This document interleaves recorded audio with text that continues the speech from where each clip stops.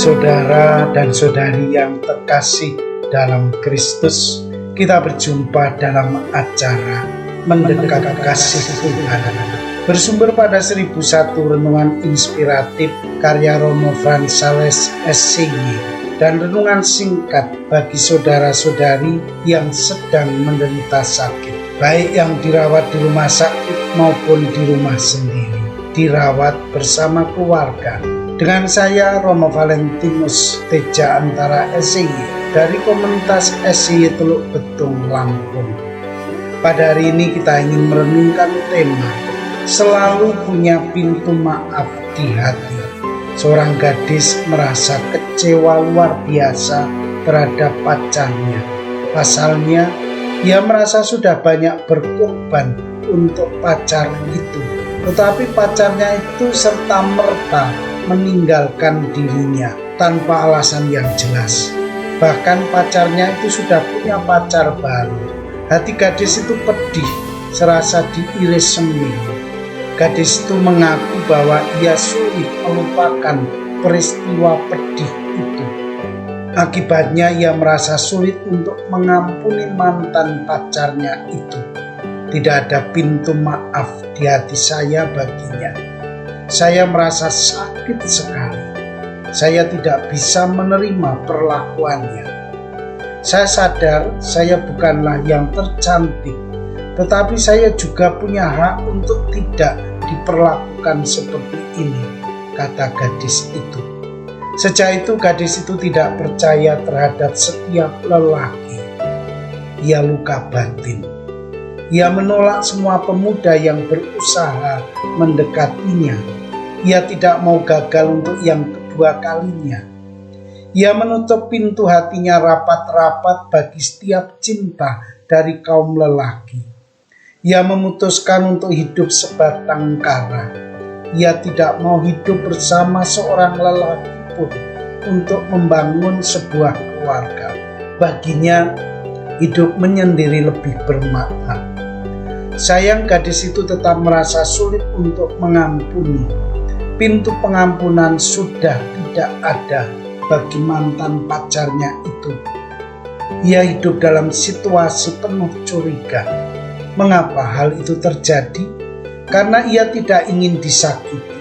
Ia tidak ingin dikecewakan lagi. Baginya satu kali kecewa itu sudah cukup.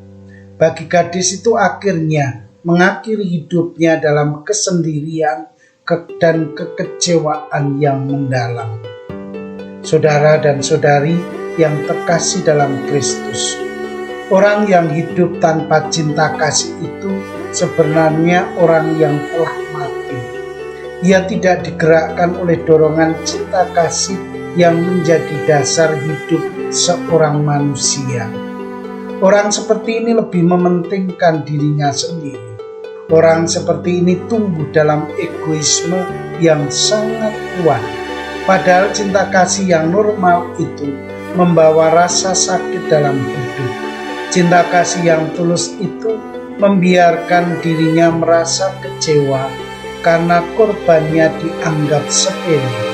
Cinta kasih yang sesungguhnya itu dibangun di atas butir-butir keringat dan air mata. Ada rasa sakit, ada korban. Namun orang tidak berhenti pada rasa sakit dan korban. Orang mesti bangkit dari rasa sakit itu. Orang mesti berani meninggalkan rasa sakit dan kecewa. Caranya adalah dengan berani melupakan perlakuan dari mereka yang menyebabkan hati tersayat-sayat. Caranya adalah dengan mengampuni mereka yang telah menusuk hati kita dengan kata-kata yang tidak menyenangkan. Orang beriman itu selalu punya pintu pengampunan bagi sesamanya yang melakukan dosa dan kesalahan terhadap dirinya. Hanya dengan pengampunan itu, orang dapat melepaskan diri dari rasa sakit hati. Hanya dengan memberikan maaf yang tulus dapat mengobati luka batinnya.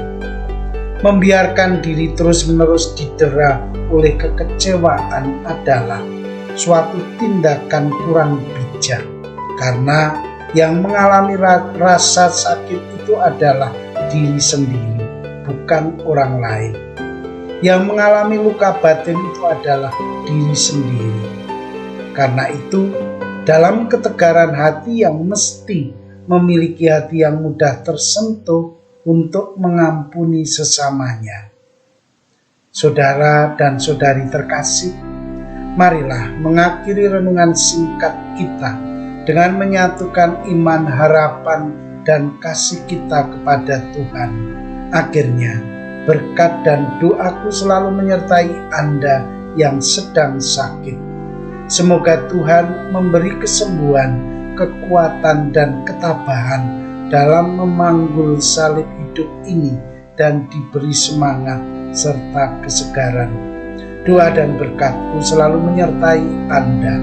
Sampai bertemu dalam renungan selanjutnya.